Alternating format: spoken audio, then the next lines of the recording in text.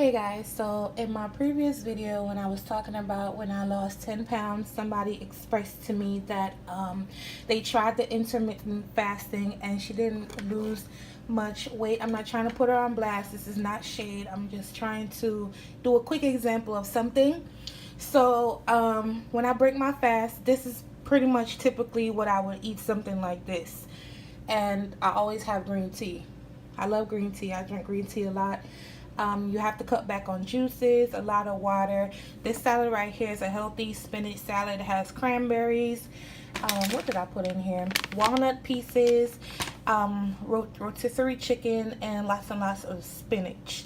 So that pretty much holds me over until like dinner time, which is around 7 o'clock. Well, 7 o'clock because that's my last eating time, which is 8. So I eat like 7, you know.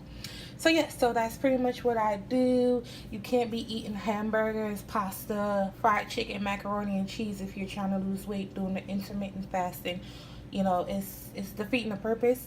So yeah, I'll have a much more in-depth video on that coming up next week. Okay guys, bye.